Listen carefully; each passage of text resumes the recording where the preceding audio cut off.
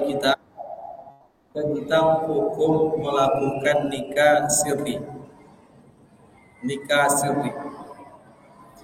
Nikah sirri tentu menjadi sebuah istilah.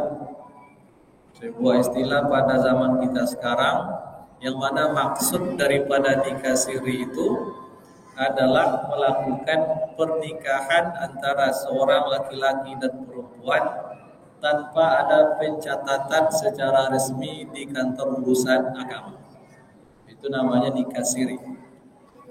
Walaupun nikah siri itu diketahui oleh orang, syarat dan rukunnya cukup. Apa itu? Rukunnya ada suami, ada istri, ada ijab kabul, ada wali, dan ada minimal 2 orang saksi. Semua terpenuhi. Bahkan dalam melangsungkan ijab kabul pernikahan itu juga dihadiri oleh keluarga-keluarga yang lain. Namun karena pernikahan itu tidak dicatat di kantor urusan agama secara resmi, maka dalam istilah kita disebut dengan nikah sirri. Sebetulnya istilah nikah sirri itu sudah ada pada masa Imam Malik. Istilah nikah sirri itu sudah ada. Namun pada masa itu tidak ada keharusan atau kewajiban untuk mencatatkan pernikahan. Lalu apa makna nikah sirri pada masa itu, pada masa Imam Malik? Nah, ini sedikit berbeda dengan makna istilah nikah sirri yang kita pergunakan sekarang. Pada masa Imam Malik itu merupakan salah satu masa dari generasi salaf, bahwa nikah sirri itu adalah pernikahan yang memenuhi syarat dan rukun nikah, tapi tidak melakukan walimatul urus, tidak mengiklankan pernikahan. Cukup yang tahu hanya antara suami, istri, wali, saksi. Secara syariat nikahnya sah. Dan tidak ada kewajiban mencatat secara resmi, tidak seperti kita sekarang. Maka pernikahan pada masa salaf seperti ini tidak ada masalah. Nikahnya tetap sebagai nikah yang sah, tidak ada masalah. Karena belum ada kewajiban pencatatan. Tapi berkembang zaman, khususnya di negara kita ini, itu pernikahan mesti dicatat di kantor urusan agama. Lalu bagaimana tentang hukum ini? Tentu perbedaannya, kalau dulu memang nikah siri itu tidak diumumkan, tidak dilakukan pesta.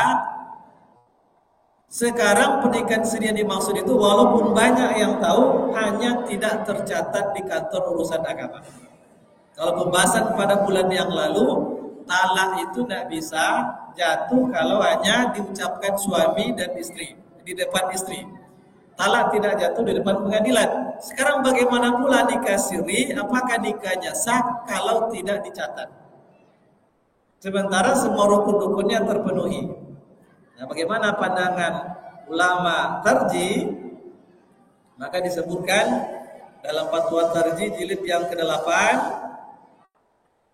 Di sini nikah siri yang dikenal di masyarakat seperti disebutkan di atas muncul setelah diundangkannya Undang-Undang Nomor 1 Tahun 1974 tentang perkawinan dan dikeluarkannya Peraturan Pemerintah Nomor 9 Tahun 75 sebagai pelaksanaan Undang-Undang Nomor 1 Tahun 74. Kemudian di dalam kedua peraturan tersebut disebutkan bahwa tiap-tiap perkawinan selain harus dilakukan menurut ketentuan agama, ini selain mesti dilakukan sesuai dengan ketentuan agama, berarti syarat rukunnya terpenuhi.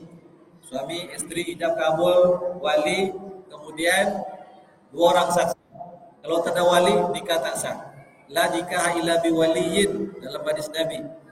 Nah, sekarang dalam peraturan di Indonesia, di samping pernikahan itu mesti memenuhi syarat-syarat syariat, maka wajib atau mesti dicatat.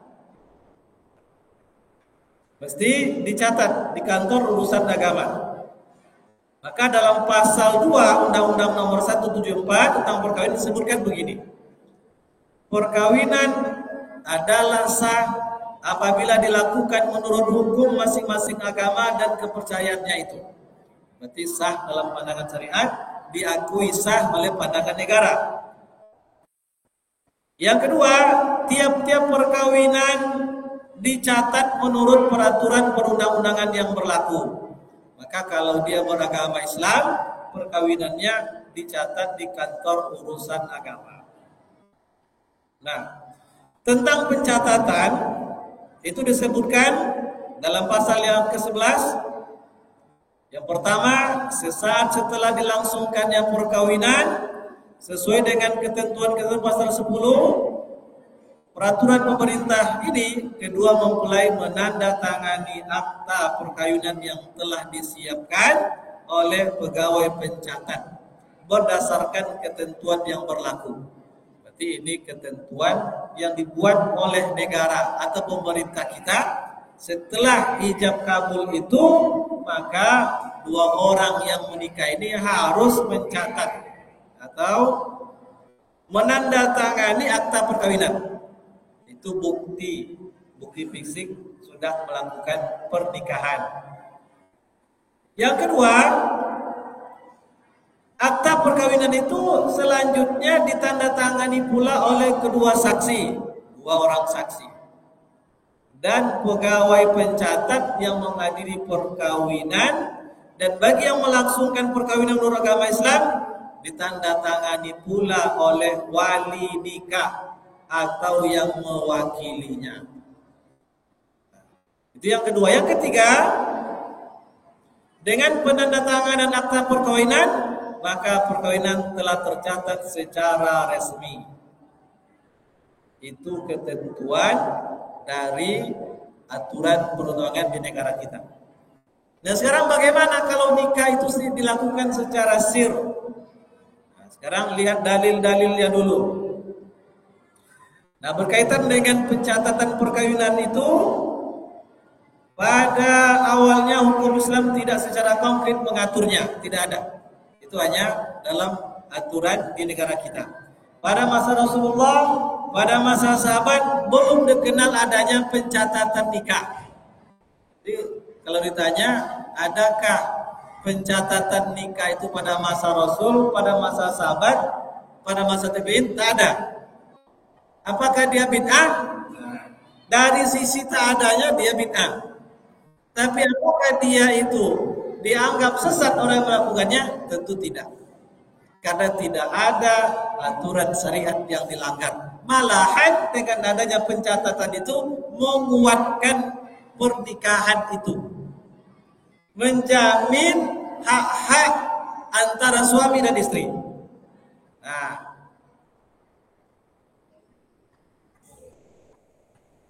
lalu setelah dilakukan pencatatan itu, maka di dalam Islam ada perintah untuk mengiklankan, mengumumkan pernikahan. Kalau tak sanggup mengadakan pesta, dianjurkan untuk memberitahukan orang-orang siapa yang sanggup untuk kita beritahukan. Kalau tak sanggup mengadakan pesta, kasih tahu, umumkan, mungkin melalui WA atau media sosial ataupun yang lain sebagainya. Apa dasarnya? Hadis Nabi Shallallahu Alaihi Wasallam yang diriwayatkan dalam Ibnu Majah. A'linu hazan nikah. A'linu, iklankan. Iklan ini sudah menjadi bahasa kita, iklan.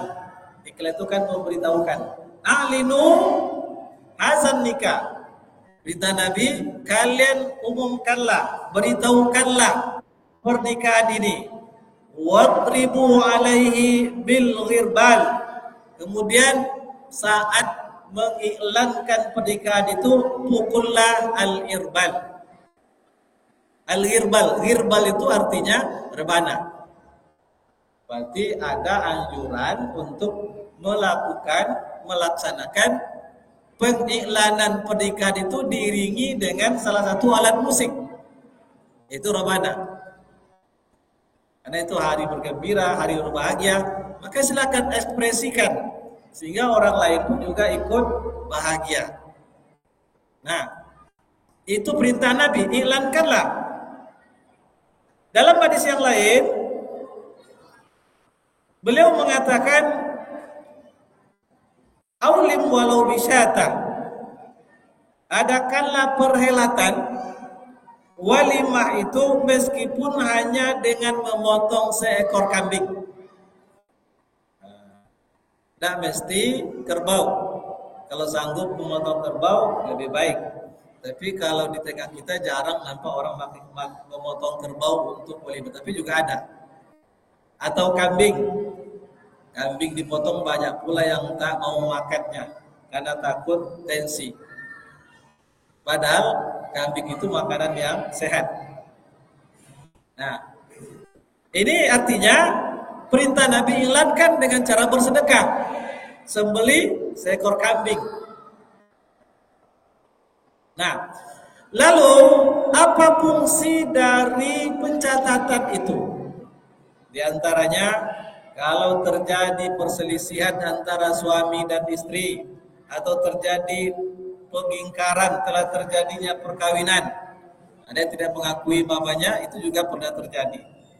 Terjadi pertengkaran, kemudian sampai berujung kepada perceraian antara keduanya. Maka kalau ada catatan atau nikah dicatat di KUA, mudah untuk membuktikan bahwa antara si A dengan si B sudah melangsungkan pernikahan kalau itu dicatat. Tapi kalau tidak dicatat, bagaimana bisa membuktikan? Nah, maka itu salah satu bukti bahwa kedua orang itu sudah pernah melakukan pernikahan. Lalu apa gunanya? Mesti diketahui. Tujuannya adalah agar hak-hak masing-masing mereka, khususnya kalau mereka berpisah, bisa terpenuhi. Bisa ikut campur tangan pengadilan untuk menentukan. Karena dalam peraturan di negara kita, kompilasi hukum Islam Indonesia, itu kalau terjadi perceraian diantaranya ada pembagian harta gonong ini. Nah, sehingga bisa ditetapkan di situ mana harta yang merupakan pencarian bersama, maka akan dibagi sesuai dengan yang ditetapkan oleh pengadilan. Sehingga hak-hak perempuan yang diceraikan itu bisa terpenuhi. Begitu juga hak-hak anak. Karena kalau terjadi perceraian, maka ayah ini tetap wajib memberikan nafkah kepada sang anak. Karena hubungan anak dengan ayah tak akan pernah putus selama-lamanya. Kalau hubungan ayah dengan anak itu melalui hubungan pernikahan yang sah dengan istrinya. Kalau sang ayah ini mungkir, tidak mau memberikan nafkah kepada sang anak, itu bisa dituntut. Karena kewajiban dia. Tapi kalau pernikahan tidak dicatat di kantor KUA, si perempuan tidak bisa menuntut hak harta gonong ininya. Kemudian sang anak pun juga tak bisa menuntut. Nah, maka disitulah urgensinya pernikahan itu mesti dicatat di kantor urusan agama agar punya kekuatan hukum. Begitu juga agar orang tidak mudah tertipu. Kalau pernikahan sudah dicatat di kantor urusan agama, seorang laki-laki umpamanya, kalau di daerah-daerah di kampung-kampung mungkin ini jarang terjadi.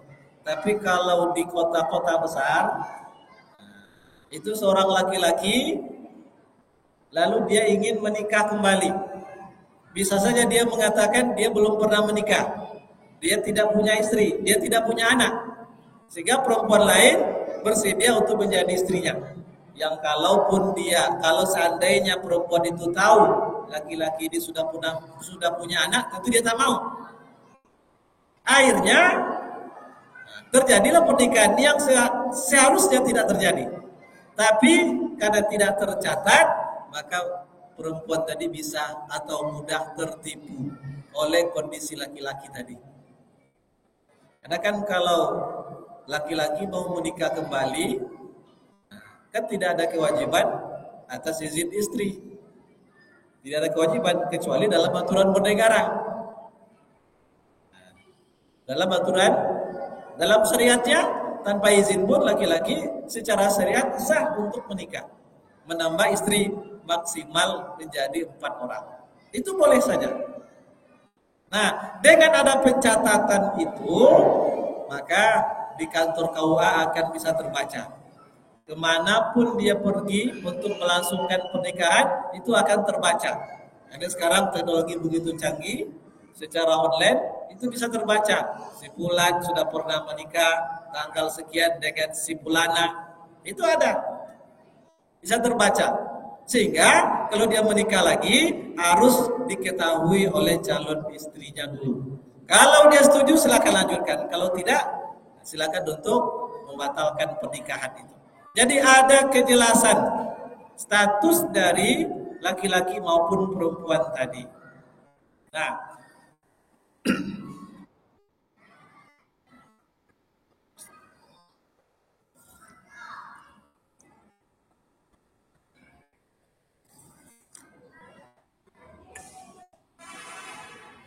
dengan memandang begitu pentingnya pencatatan pernikahan itu di kantor urusan agama, karena begitu banyak efek negatif kalau pernikahan tidak dicatat tadi, terutama pihak perempuan akan dirugikan, banyak hak yang dirugikan.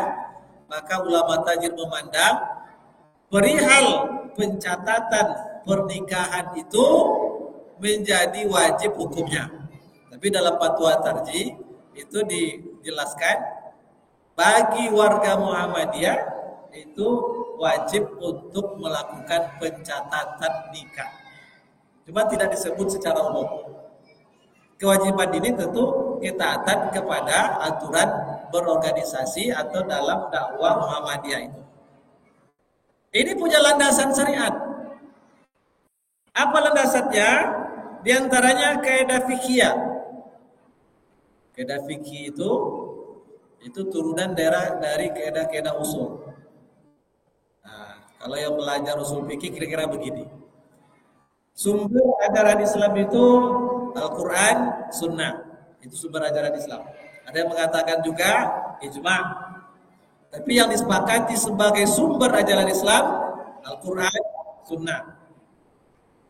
Dari Al-Quran dan Sunnah, dari masalah-masalah yang disampaikan dari Al-Quran dan Sunnah yang punya maksud atau aturan yang sama, lahirlah kaidah usul fikih. Lahirlah kaidah usul fikih.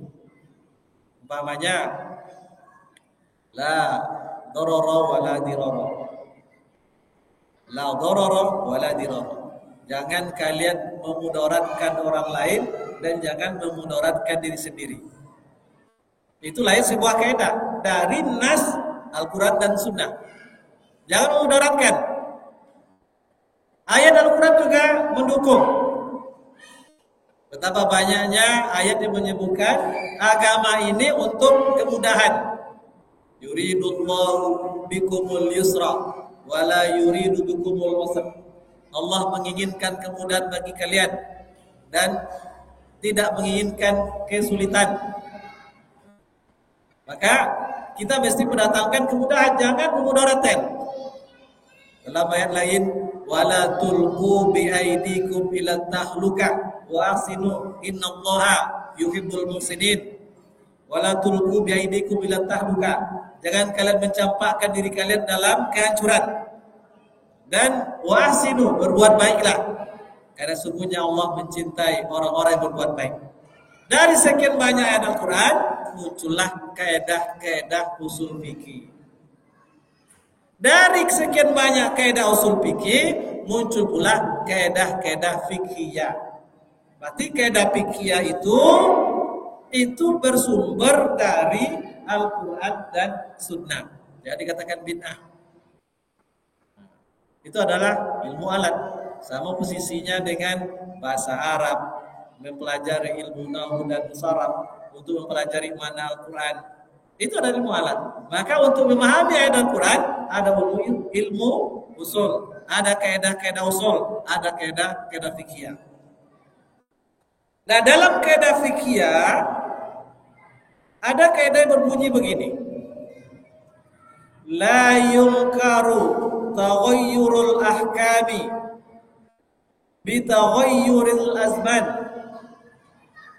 Tidak diingkari dengan terjadinya tidak diingkari perubahan hukum disebabkan perubahan zaman. Sekali lagi, dalam kaidah ini tidak diingkari terjadinya perbedaan hukum atau berubahnya hukum disebabkan dengan perubahan zaman. Zaman dulu hukumnya begini, zaman sekarang bisa jadi hukumnya berbeda. Tapi ini dalam masalah-masalah ijtihadiyah. Itu tidak diingkari. Tidak ada yang mengingkari, semua sepakat. Beda zaman, beda hukumnya. Banyak sekali contohnya. Bahkan dalam memahami hadis Nabi pun juga terjadi perbedaan makna dan hukum. Contoh, ada sebuah hadis yang menyebutkan bahwa Rasulullah mengatakan tidak akan, atau maksudnya hancurlah suatu kaum kalau pemimpin mereka adalah perempuan. Sekali lagi, akan hancur suatu kaum kalau pemimpin mereka adalah perempuan. Hadis ini itu ada sebab urutnya, ada konteksnya. Rasulullah SAW ketika meninggalnya Raja Persia. Persia itu kerajaan besar, ibaratnya polisi dunia sekarang, penguasa dunia. Meninggallah rajanya. Dalam tradisi kerajaan, kalau raja meninggal, maka yang akan menggantikan raja adalah putra mahkota, anaknya. Sekarang raja yang meninggal ini dari kerajaan Persia tidak memiliki anak laki-laki. Yang ada hanya anak perempuan. Maka mereka angkatlah anak perempuan raja yang meninggal tadi sebagai pengganti ayahnya menjadi raja. Padahal anak perempuan tadi tidak berpendidikan, tidak punya pengalaman, tidak punya ilmu dalam memimpin. Coba bayangkan orang yang selalu manja, hidupnya serba ada, tidak pernah ada pengalaman memimpin, tidak ada ilmu, sekarang diangkat menjadi pemimpin sebuah negara besar. Bagaimana tidak hancur? Maka muncullah sabda Nabi, akan hancurlah suatu kaum kalau yang memimpin mereka adalah perempuan. Tapi sekarang lihat zamannya. Sekarang ini perempuan sekolah sama seperti laki-laki. Ada yang sampai sekolah sampai level S2, S3, doktor. Ada yang menjadi profesor, punya pengalaman berorganisasi, punya ilmu dalam memimpin. Tentu sudah berbeda. Beda zamannya, beda pula hukumnya. Itu makanya oleh para ulama dalam hal masalah ijtihadiyah beda hukum, beda zamannya memungkinkan beda hukumnya.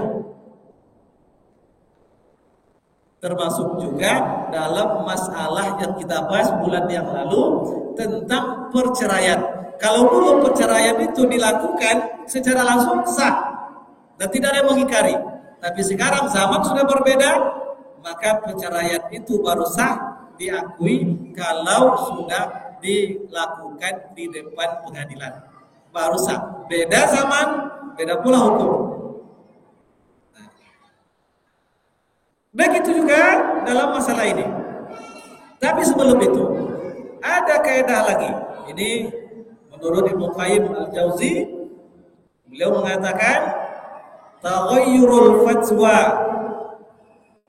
berubahnya suatu fatwa, wakhtilafuha, dan berbeda dengan fatwa yang lain, bihasbi taghayyuril azmina, disebabkan dengan perubahan zaman, wal amkina, dan perubahan tempat, wal ahwal, perubahan keadaan, wan niat, perubahan niat, wal awaid, dan adat istiadat, maka berubah hukum.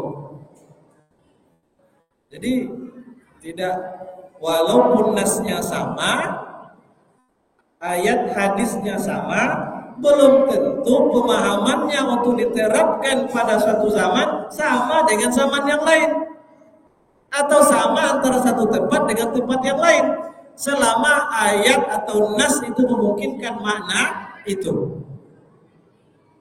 Karena memang makna Al-Quran itu lebih bersifat umum, sehingga dalam ilmu Al-Quran dikenal dengan istilah lafaz mustarak, lafaz umum, lafaz mutlak, itu banyak.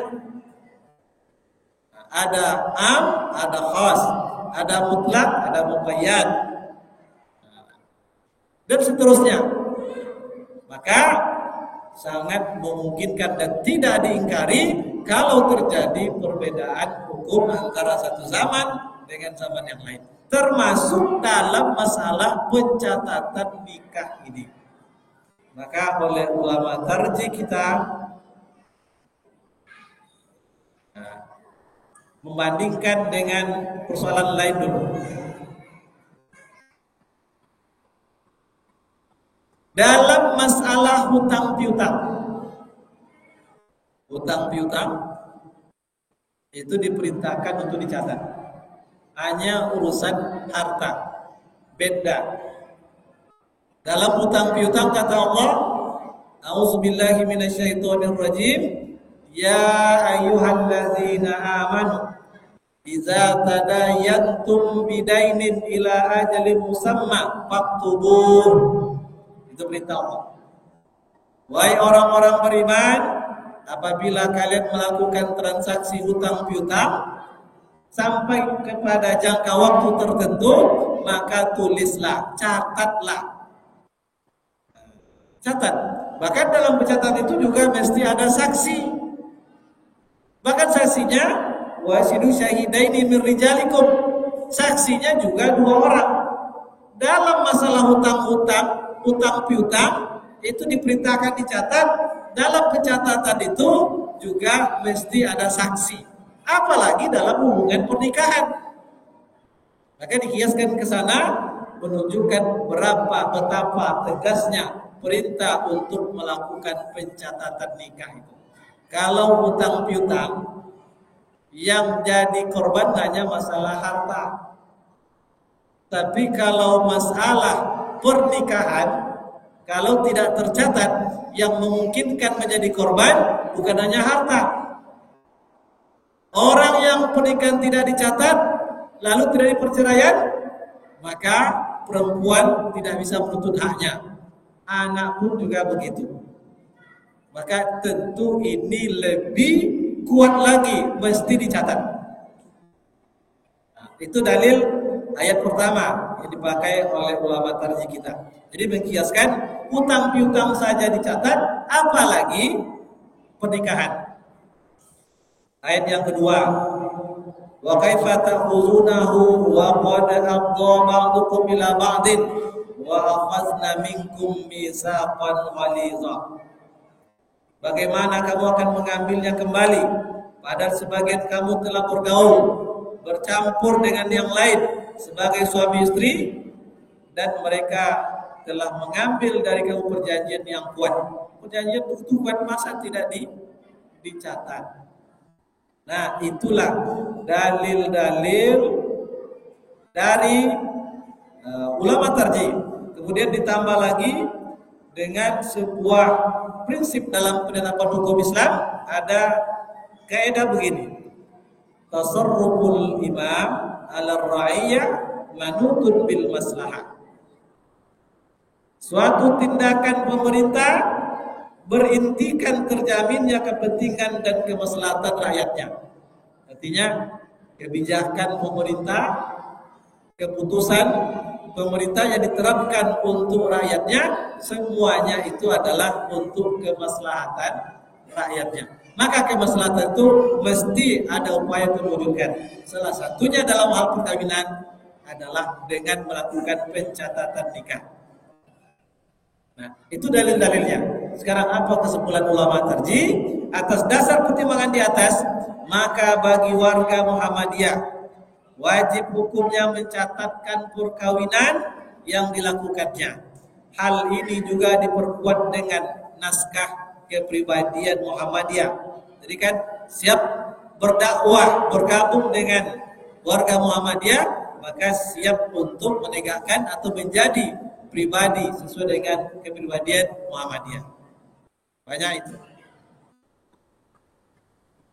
Kemudian ini juga sudah diputuskan dalam Muktamar Muhammadiyah yang ke-35 bahwa di antara sifat Muhammadiyah adalah mengindahkan segala hukum. Apa hukum yang ditetapkan oleh pemerintah? Atiullah wa atiur rasul wa ulil amri minkum.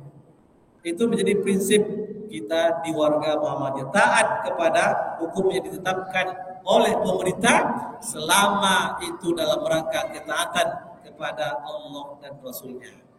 Inilah yang disebutkan dalam fatwa Muhammadiyah tentang kewajiban pencatatan nikah. Nanti persoalan ada satu lagi. Kalau begitu nikahnya nikahnya sama tidak? Nah, ini persoalannya. Walau tidak dicatat. Baik, waktu azan sudah masuk, kita pending sebentar, kita tutup sementara. Nasallallahu wa sallam wa basyiril mu'minin. Wassalamualaikum warahmatullahi wabarakatuh.